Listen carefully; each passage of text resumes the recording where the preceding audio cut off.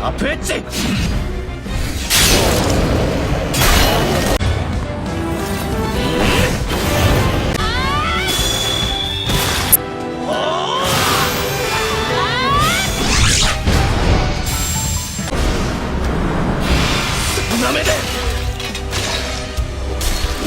Yo halo guys, kembali lagi dengan channel Mimin BGR29 di sini.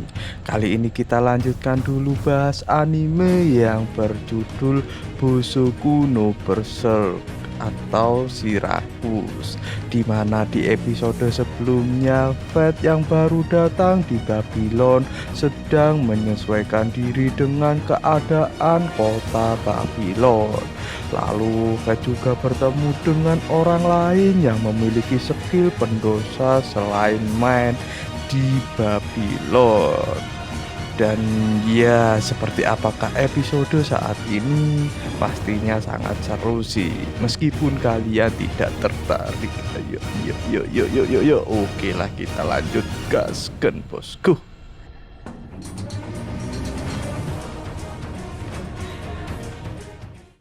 Di esok harinya, Roxy mendapatkan berita dari Nord bahwa mereka saat ini telah kehilangan kontak dengan regu pengumpul materi yang berada di Galia, tepatnya daerah tebing besar. Roxy yang mendengar berita tersebut langsung memerintahkan orang-orangnya untuk bersiap melakukan misi penyelamatan. Sedangkan di sisi lain Fate yang hendak membuat sarung pedang milik Grid, dia kekurangan material batu senja. Setelah bertanya bahwa material tersebut dikendalikan oleh tentara kerajaan dan hanya ada di Galia, tepatnya di daerah tebing besar, Grid menyarankan Fate untuk mencarinya sendiri. Fate yang mendengar saran dari Grid, dia pun menyetujuinya. Setelah mendapatkan petanya, Fate pun berangkat untuk mencari batu senja. Di perjalanan, Fate langsung bertemu dengan monster orc dan membantai mereka.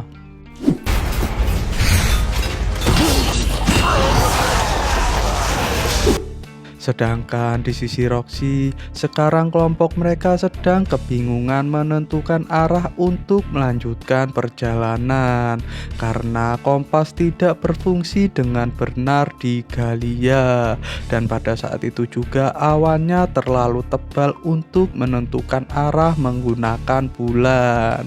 Miria yang melihat awannya terlalu tebal, dia marah dong.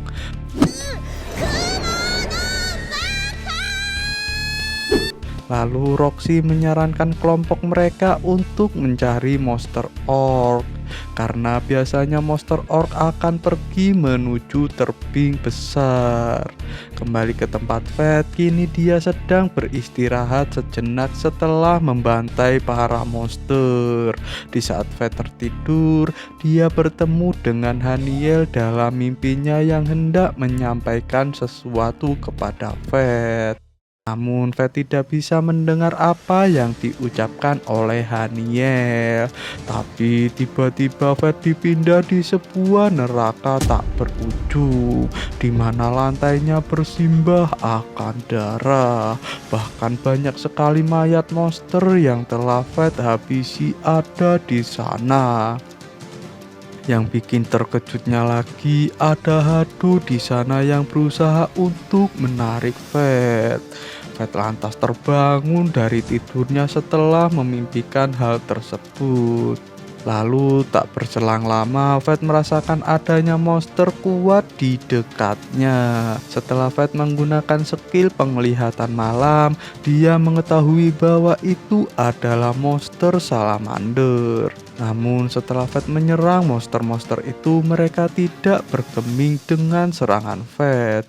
Grid yang mengetahui itu memberitahukan kepada Fate kemungkinan monster itu sedang dikendalikan oleh seseorang. Fate yang mendengar itu lantas mengikuti monster-monster itu pergi. Berpindah di tempat Roxy, kini kelompok mereka sedang beristirahat. Namun pada saat itu juga tiba-tiba kelompoknya mereka dikepung oleh monster salamander. Lalu di saat kelompoknya Roxy sudah putus asa dikepung oleh monster salamander, tiba-tiba Fate datang dan membantai para monster tersebut.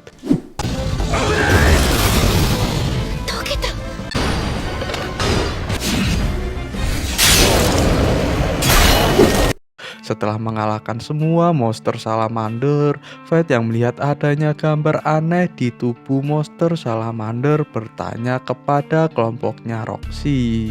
Kelompoknya Roxy yang mendengar pertanyaan itu lantas memeriksa semua monster salamander. Yang ternyata semua monster salamander itu memiliki tanda yang sama. Lalu Miria berasumsi kemungkinan ada orang yang sedang mengincar nyawa Roxy. Namun dikarenakan hati Roxy yang terlalu baik, dia hanya mengira kalau itu hanyalah sebuah kebetulan. Tidak seperti tetangga ya guys. Ya, kalau ada hal-hal aneh yang kayak gitu pasti ngiranya kiriman dari orang yang gak suka kepadanya. Bener nggak lu? Lanjut, singkat cerita, keesokan harinya pun tiba. Kini kelompok Roxy bersama dengan Fate sudah sampai di dekat tebing besar. Di saat mereka akan berpisah, Roxy menjulurkan tangannya untuk berjabat tangan dengan Fate. Namun ini si Miria langsung nyosor aja mencegah agar Fate dan Roxy tidak berpegangan tangan ya guys ya. Lantas Fate mendengar suara hatinya Miria dong. Miria ingin agar Fate segera pergi menjauh dari sisi Roxy.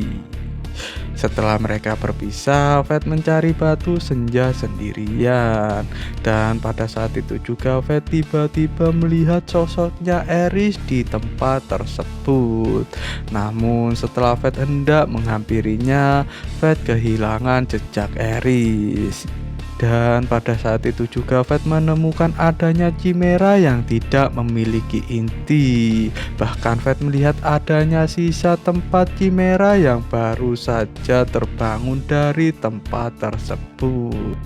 Di saat Fate melihat-lihat tempat tersebut, tiba-tiba dia mendengar suara ledakan dari arah Roxy berada. Dan benar saja, pada saat itu kelompoknya Roxy sedang bertarung melawan 3 monster Chimera. Di saat kelompoknya Roxy sudah terpojok akan dibantai. Ya, apalagi kalau bukan sang MC kita yang datang menolongnya ya guys ya.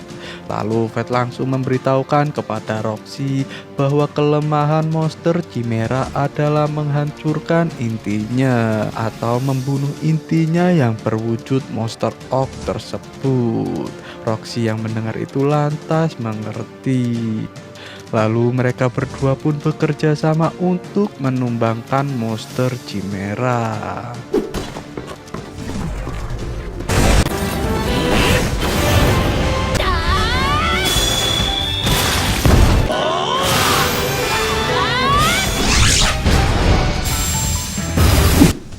Di saat tinggal satu monster Chimera, tiba-tiba monster itu terbang dan menghantam tanah yang membuat tanah pijakan Fate dan Roxy longsor.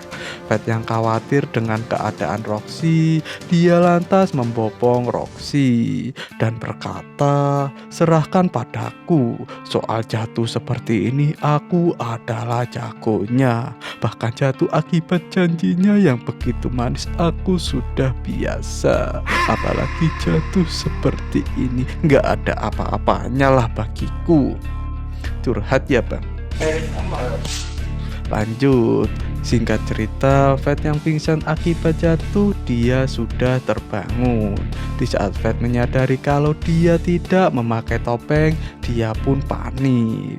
Namun saat Roxy terbangun, untungnya Fate sempat memakai topengnya sebelum Roxy melihat wajahnya. Lalu mereka berdua pun mengobrol berdua. Saat Fate bertanya keadaan orang-orang yang sedang Roxy cari, Roxy memberitahukan kepada Fate bahwa kelompok penambang itu sudah tidak tersisa setelah dia sampai di sana. Lalu Roxy bertanya apakah Fate adalah orang yang pergi bersama Man yang telah menghajar kesatria suci yang ada di Lancaster. Fate yang melihat mata Roxy yang melihatnya dengan sangat tajam, dia hanya mengiyakan dengan terpaksa. Roxy yang melihat Fate yang sangat malu dan terpaksa seperti itu sangatlah senang. Lalu Roxy bercerita tentang Fate, tentang rindunya dia kepada Fate karena dia selalu memikirkannya. Meskipun percakapan aslinya nggak gitu sih ya guys ya, tapi kalau Roxy selalu memikirkan Fate itu memang benar. Lanjut. Fate yang menjadi Mukuru mendengar perkataan Roxy menjawab, pasti orang itu sangatlah bahagia karena selalu dipikirkan oleh gadis cantik seperti Anda. Mimin juga mau dong selalu dipikirin oleh Roxy. Lanjut. Namun di saat mereka asik mengobrol, tiba-tiba mode laparnya Fate bangkit. Fate yang tidak ingin Roxy melihat matanya yang berubah merah, dia lantas pergi dan melarikan diri seperti cowok ABG yang sedang pacaran. Tiba-tiba kepecirit auto ngacir dong. WK udah garing. Oke. Lanjut. Di saat Fate melarikan diri dari Roxy, dia bertemu dengan Chimera yang tadi jatuh bersama mereka. Dan Fate langsung bergegas untuk menghabisi Chimera tersebut.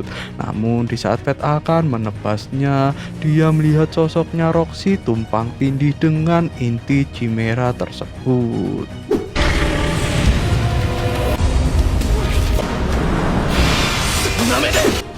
Setelah Fate menghabisi Chimera itu, dia melihat adanya gambar tanda seperti yang ada di tubuh monster salamander sebelumnya. Fate yang melihat itu lantas menyadari sesuatu. Dia mengingat tentang apa yang telah dikatakan oleh Eris kepadanya sebelumnya. Jadi dia berasumsi kalau apa yang terjadi saat ini pasti ada kaitannya dengan Eris. Dan dia semakin geram kepada Eris setelah mengetahui hal tersebut. Lalu Roxy pun menyusul Fate. Dan pada saat itu juga tiba-tiba guanya longsor. Setelah mereka selamat dari longsor, mereka berdua menemukan batu senja yang sedang dicari oleh Fate.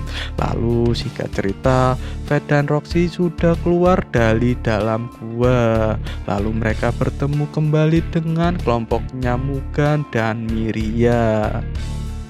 Berpindah di tempat lain, pada saat ini cerita memperlihatkan orang yang memakai topeng tengkorak berambut kuning sedang berjalan di sebuah padang pasir yang sangat luas. Siapakah orang tersebut? Apakah dia adalah musuh atau apakah dia adalah kawan?